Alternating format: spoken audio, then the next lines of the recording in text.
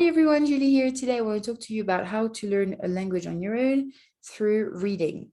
So there are lots of really fascinating theories about like comprehensible input and all of that. I'm not going to dive into those today. I just want to give you practical advice. So you can do two things when it comes to reading. You can do active reading or passive reading. Active reading is when you sit down with your book, magazine, article, whatever, and you actively look up all the words you don't know. You study, you kind of observe the conjugations and the verbs that are used and the expressions and all of that. And maybe you write them down and you make flashcards. And this takes a while. This takes a long time. Maybe you practice reading out loud. So this takes a while. Or there is passive reading.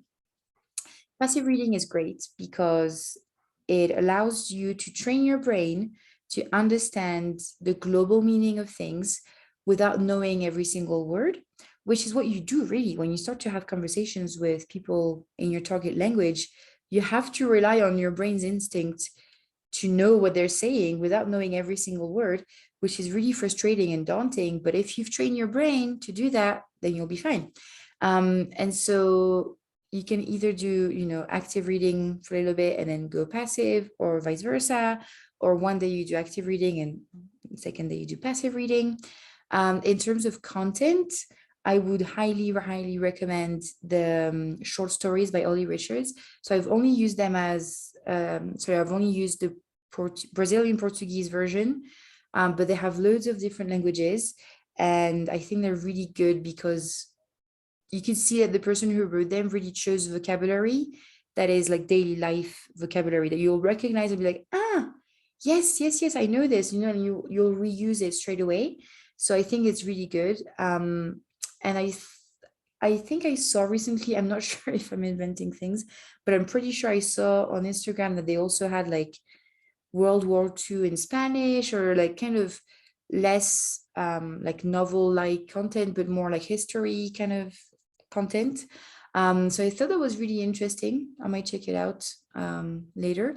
But so there's that. There's also an app called LingQ, which is really good for reading, where you can basically, well, I've done a whole review of it. You can go have a look, but you can basically like click on the words and get their definitions as you read.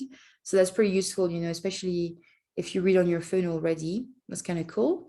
And then there's the good old, like teenage years novels like Harry Potter or Narnia or Twilight, or even more recent novels, like something you've read before and you know pretty well, so that you don't have to stress so much about understanding what they're saying, but rather how they're saying it.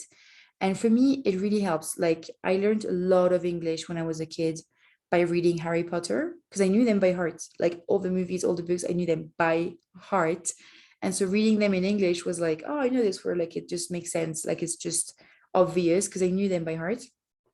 So, if you use something you already know and you really enjoy, then I think it will really help you to that thing, like, train your brain to understand and recognize words and the patterns without you even thinking about it. Like it's not a conscious thing, it's like really in the back office of your brain, right? So yeah, that's it for today. I hope that was helpful. Really, I really encourage you to read. It's a great way to practice input, because there are two kinds of input, like listening and reading. But when you listen, you don't really get to pick the accent or the pace or the topic or whatever, like when you talk to people.